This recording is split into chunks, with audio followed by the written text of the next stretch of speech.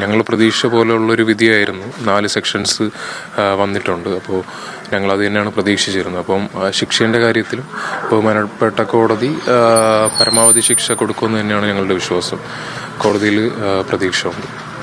ഇന്നലെ അമ്മ സിന്ധുവിനെ വെറുതെ വിട്ടിരുന്നു. അപ്പോൾ അതിനെതിരെ എന്തെങ്കിലും നിയമ നടപടിയിലേക്ക് പോകുമോ? കാരണം അച്ഛൻ ഇന്നലെ പറഞ്ഞത് ഹൈക്കോടതിയെ സമീപിക്കാനൊക്കെ ഒരുങ്ങുന്നു എന്നായിരുന്നു.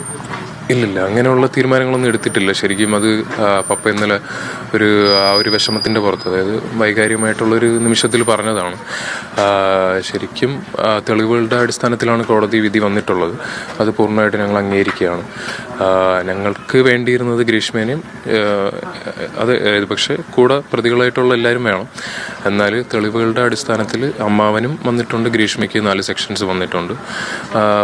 അതിൽ ഞങ്ങൾ തൃപ്തരാണ് ആക്ച്വലി. അപ്പോൾ ഇനി ശിക്ഷ, അതുപോലെ തന്നെ ശിക്ഷയിലെ കാര്യത്തിലും പരമാവധി ശിക്ഷ ലഭിക്കുമെന്ന് തന്നെയാണ് വിശ്വാസം. അങ്ങനെയാണ് പ്രതീക്ഷ.